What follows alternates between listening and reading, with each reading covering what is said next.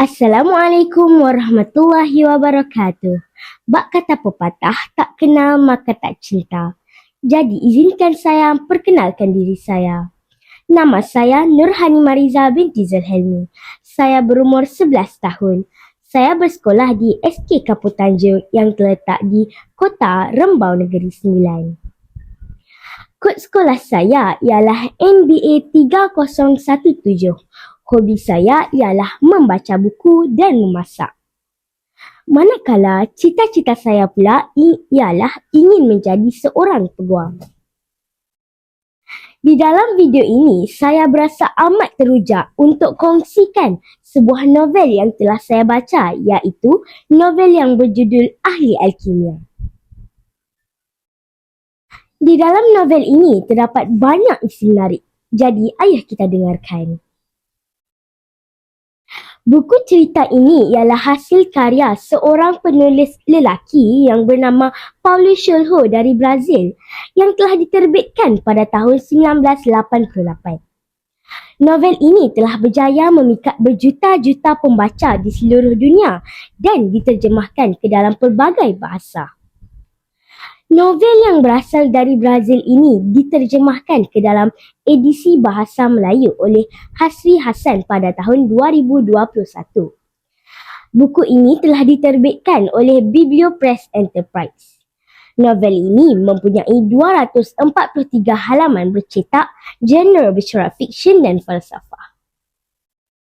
Buku ini ringkas tetapi penuh dengan kebijaksanaan.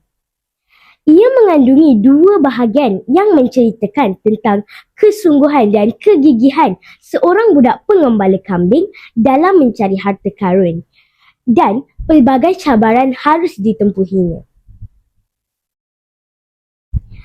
Novel ini mengisahkan pengembaraan seorang budak lelaki bernama Santiago dari Andalusia, Spanyol yang mengembara sehingga ke Piramid Giza di Mesir kerana mahu mencari harta karun.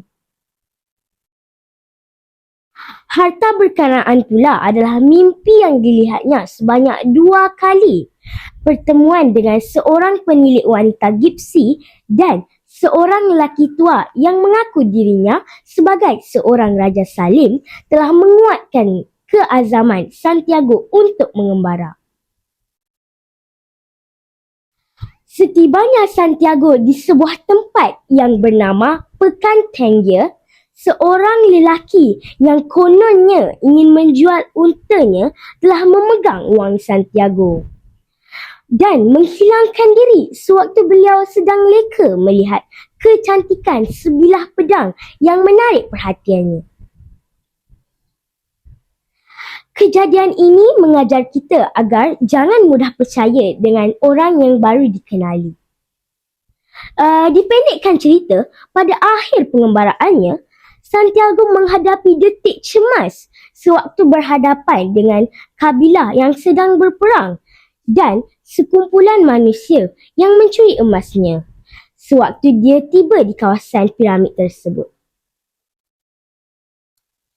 Keadaan Santiago dan pencuri itu hampir sama, bezanya Santiago mengikut petanda daripada mimpinya, sedangkan pencuri tersebut hanya membiarkan sahaja mimpinya berlalu.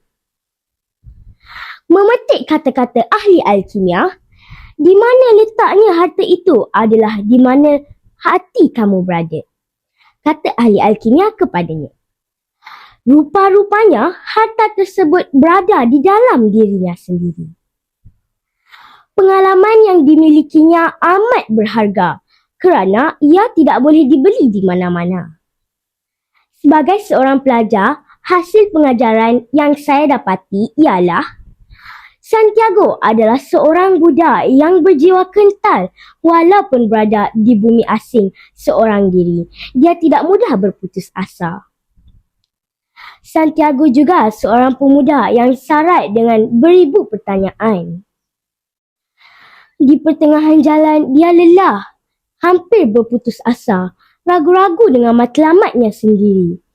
Namun, bangkit dan kembali berjuang untuk mencapai impiannya. Kedua, kejayaan tidak akan datang sekiranya kita tidak bertindak. Ini kerana tindakan adalah satu-satunya cara untuk kita belajar. Tetapi sekiranya kita tidak mengambil apa-apa tindakan, semua pengetahuan kita akan kekal sebagai pengetahuan. Ketiga, setiap orang pasti mempunyai impiannya yang tersendiri untuk dicapai. Meskipun begitu, memperjuangkan impian bukanlah mudah. Hal ini kerana banyak pengorbanan, semangat dan pengetahuan yang diperlukan demi mencapai impian itu. Akhir sekali ingin saya katakan, buku ini sangat bagus dari segi jalan ceritanya dan mudah difahami. Sekian, terima kasih.